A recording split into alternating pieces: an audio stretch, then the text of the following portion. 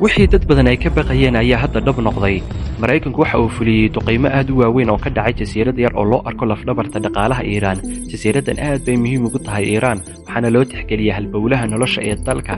Hadda Maraykanku waa uu duqeeyay. Jasiiradan waxaa la yidhaahdaa Kharaq Island, waxayna ku taalaa gacanka Faris, meel u dhow marinbiyoodka Hormuz. Halkaas waxaa bil kasta laga dhoofiyaa qiyaastii 100 milyan oo foosto oo saliid ah, taas oo loo arko lafdhabarta dhaqaalaha Iiraan inay tahay. Inkasta oo ay jasiiradu aad u yar tahay, haddana waxa ay dhaqaalaha Iiraan ku darsataa 25% GDP-ga guud ee dalka Iiraan, waxaana ku kaydsan ilaa 300 oo milyan oo foosto oo saliid ah. Hadda Maraykanku waa uu weeraray, arrin ay Washington ku hajabaysay dhowr maalmood ayayna ka dhabaysay, laakiin Iiraan ma ay aamusin. saacado gudahood ciidamada Iiraan waxay gantaalo ku garaaceen saldhigga cirka ee Prince Sultan ee Sacuudiga, halkaas oo diyaarado badan oo Maraykan ah la dhigay.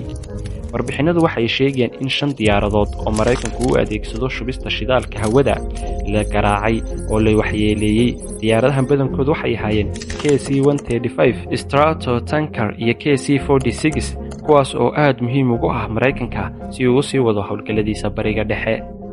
ma ogtahay in jasiirad yar ay go'aamin karto mustaqbalka dhaqaalaha guud ee Iiraan? jasiiradan waxaa la yidhaahdaa Kharaq Island, waxayna ku taalaa qiyaastii 24 kiiloomitir xeebaha Iiraan ee gacanka Faris. jasiiradan ma aha dhul yar oo caadi ah, qiyaastiiba 90% dhoofinta shidaalka Iiraan ayaa ka gudubta jasiiradda Kharaq.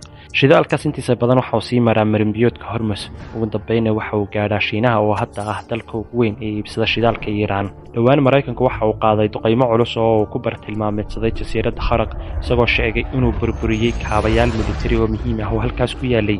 laakiin waxaa jira qodob istiraatiiji ah oo muhiim ah: goobaha shidaalka laftiisa lama burburin.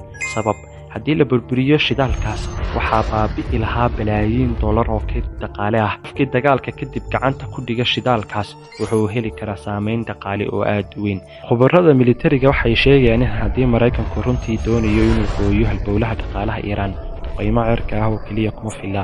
waxaa loo baahan yahay ciidamo dhulka gala oo si toos ah u maamula jasiiradda Kharaq, sababtoo ah qofkii gacanta ku dhiga jasiiradan wuxuu gacanta ku hayaa halbowlaha shidaalka Iiraan.